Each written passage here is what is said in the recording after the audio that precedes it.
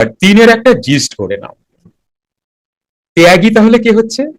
যিনি কোনো কোনো এক প্রকার বা দুই প্রকার তার জীবনের কিছুকে, কোনো কর্মকে ত্যাগ করেছে। আর বৈরাগী কি? বৈরাগী একটি অবস্থা। আর সন্ন্যাসীকে, সন্ন্যাসী পদবাচ্য কি? আমি এখানে পদবাচ্য বলি না, সেটা অসুবিধা হবে। ত্যাগী পদবাচ্য হচ্ছে যিনি কিছু কর্মকে ত্যাগ করেছেন। আর বৈরাগী পদবাচ্য হচ্ছে একটা অবস্থা, তিনি পুরনো অবস্থাতে আর ফিরবেন না, নিজেকে এতটাই কন্ট্রোল করে নিয়েছেন।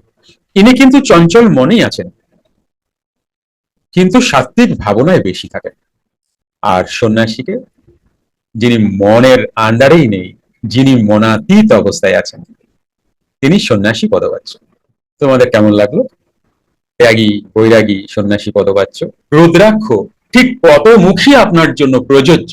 অভিনব গণনা বা প্রেডিকশন করে ধারণ করতে যোগাযোগ রুদ্রাক্ষ প্রেডিকশন স্পেশালিস্ট জ্ঞানী গুরুর সাথে। Phone number 9903680146। জয় যোগীরাজ, প্রণাম গুরুজি। জয় যোগীরাজ, বলো। যোগীরা তো মাছ, মাংস, ডিম এগুলো খায় না, কারণ এগুলোতে প্রাণ আছে।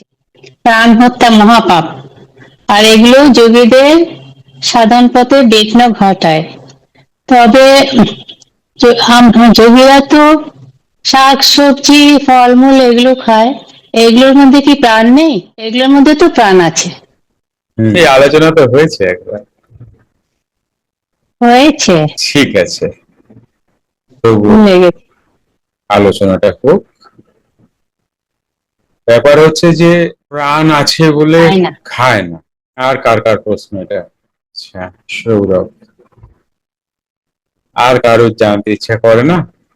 বলে না, আমরা তো খাই, জানলে যদি আর খাইতে না পারি তাহলে তো মুশকিল হয়ে যাবে। কি জ্বালায় পড়ছি মানব জীবনে এসে। সিংহ টিংহ ছিলাম তাই ভালো ছিল, মানব জীবনে এসে সরে হাত নাও। মানব জীবনে এসে কত রেস্ট্রিকশন। সিংহ টিংহ যদি থাক যখন ছিলাম তখন কি এত রেস্ট্রিকশন ছিল? ছিল না। দিব্যি হরিণ, যারে পাইছি তারে খাইছি।